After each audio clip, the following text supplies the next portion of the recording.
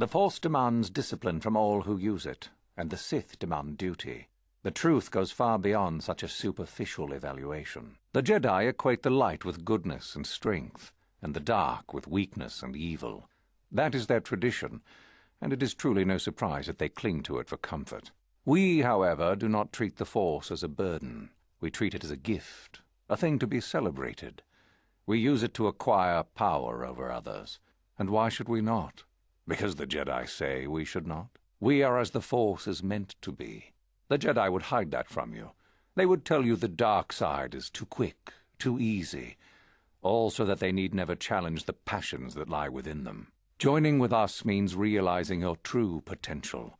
It means not stifling yourself solely for the sake of hidebound shamans and their antiquated notion of order. Be what you were meant to be. What say you, Lasho? Are you ready to learn the secrets of the dark side? Dare you? I dare, Master Uthar. I am ready. Brash and fiery, as expected. Turn that passion to your advantage, child. What of you, Meekle? Are you ready? I am, Master. More than ready. I sense much anger within you, young one. That is good. That will provide you power. And Shardan, what of you? I am always ready. I see. You had best gather your wits for the trial ahead, boy, or you will not last. Ask yourself first what this morality is. How is it created? Who does it benefit? Where do your notions of good and evil come from? You may come to the realization that morality is but an obstacle to overcome, or not. The discovery is yours to make, should you be ready. Now then, all of you 5 recruits have shown a degree of facility with the Force. You all have the potential to become true Sith. Only one of you, however, will succeed. The one who succeeds will be admitted to the Academy as a full Sith. All others must wait until next year and try again, if you survive. My pupil, Euthura, shall be your teacher and master while you attempt to prove yourselves. Heed her words. As Master Uthar said, none of you are true Sith yet. For that to occur, one of you must do enough of worth, gain enough prestige, to be selected. What is an act of worth? You must learn that for yourselves. Remember that you are competitors here. Fight for your destiny, or go home. If you wish to gain a lead over your competitors, the first of you to learn the code of the Sith and tell me of it will be rewarded. The rest is for you to discover. Welcome to the dark side, my children. Your one chance at true greatness lies here. I can help you understand it. Would you like to hear it? Peace is a lie. There is only passion. Through passion I gain strength. Through strength I gain power. Through power I gain victory. Through victory my chains are broken. The Force shall free me. Simple words, yet easily misunderstood. The Jedi would have you believe that peace is a desirable goal. That peace of the spirit is the way the Force is mastered. That a lack of conflict betters man. We know different. It is our passion, our hate, and our desire that fuels the Force. It is conflict that improves the lot of civilization and single being both. Conflict forces one to better oneself. It forces change, growth, adaptation, evolution, or death. These are not our laws, but the universe's. Without conflict, you have only stagnation. What fuels your power with the Force but your passion? The stronger, darker emotions, anger, hatred, fear. These passions empower us. Love is more dangerous than all those things. Love leads to anger and hatred more often than not, but it also leads to mercy, which is far worse. That, however, is a lesson for another time. What keeps even the most rudimentary creature alive? Fear to run, anger to fight. Without it, a creature would most surely die. We are far more than them, perhaps, but in some ways we are little different. To think us creatures beyond the need of simple passions is a delusion. The Force gives us all power, even the Jedi. It is our mastery of our passion that gives us the strength they lack. It is our goal to be stronger, to achieve our potential and not rest upon our laurels. We are the seekers, not the shepherds. The stronger you become in the Force, the more power you will achieve. But always must you fight for your power. Without strife, your victory has no meaning. Without strife, you do not advance. Without strife, there is only stagnation. How many sorts of victories can you imagine? Peaceful victory, victory by sacrifice, a truce, an achievement. Unless the victory is achieved by demonstrating that your power is superior, it is only an illusion, temporary at best. We seek more. This has been argued over, and often.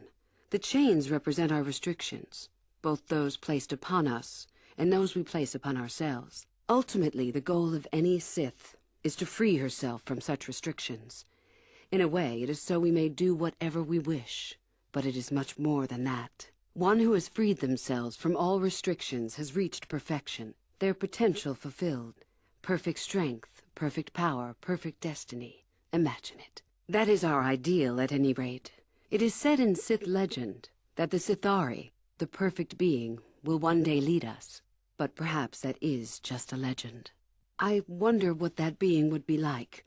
The legends say the Sithari will destroy us and make us stronger than ever. But perhaps that is just a legend. Perfection is a goal, I think, rather than a state of being. The Jedi would argue that, no doubt. The Force is our servant and our master, our teacher and our companion, a weapon and a tool. Know it, and you know the universe. Master it, and you master the universe.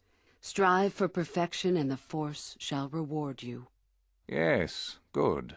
You have indeed learned the code of the Sith. Speaking the words and knowing the words are, however, two different things. Our passion, our hate and desire. That is what brings conflict, which gives us power. Mercy is worse than love. Unless victory proves your superiority, it is an illusion. It is temporary. This is how it goes. I'm going to pose a moral question to you. Get it right, and I torture Mikol. Get it wrong, and I torture you. Mikol here is a bit weak. He probably won't be able to take much more punishment. Mind you, get too many wrong, and you'll die yourself. I don't know what you think of Mikol. Maybe you don't like him. Maybe you think he deserves to be murdered. Well, here's your chance, fair enough? Well, then, any last comments before we begin, Mikol? We can both survive. Attack him together. Now, dear lad, do you really think your friend here will answer questions wrong just to spare little you, risking their own life? And how many correctly answered questions before you die? No, don't be silly. You had your chance, remember? On that note, let's begin. Now then, your immediate superior amongst the Sith is an effective commander and a fine leader. He trusts you and you like him. You see an opportunity to kill him. What do you do? Correct! He was a fool to let down his guard. You will not make the same mistake, and the Sith as a whole benefit. And so we come to round 2. You come across a group of humans who are threatened by dangerous animals. They plead for help, offering you a reward. What do you do? Correct! The humans would no doubt just be preyed upon by something else later. Stand up for yourself, I say. We're not Jedi shepherds, after all. Let's see. Ah, yes. You discover an aspect of the Force that gives you great power. Do you share it and strengthen the Sith as a whole? Or keep it to yourself? Correct! Let them rip the secret from your cold, dead hands if they are strong enough. Oh, certainly you might share it with a few selected minions, but that, of course, is a completely different story. Still going? All right, then. One of your underlings has made a major mistake which makes you look bad. He's normally very competent and skilled. Do you kill him or give him another chance? Correct. Publicly, if you can. There is no room for that level of failure. Not killing him would be seen as a sign of weakness, and then where would you be? Last question. You're about to die. Do you pass on your knowledge to your apprentice to make him stronger? Or do you use your last breath to strike at your enemies? What? How did you know that? That was my trick question. Oh, telepathy. No, wait. Someone told you, didn't they? Regardless, I suppose rules are rules. Time for your medicine, Mikol, my boy? Well then, with young Mikol dead, I suppose you've gone and passed my little test, haven't you? Well, that indeed would be a first. I think you must have cheated a little, but there's nothing wrong with a Sith cheating a little. I'll keep my word. I'll just give you my tablet. Perhaps we'll meet again, Sith.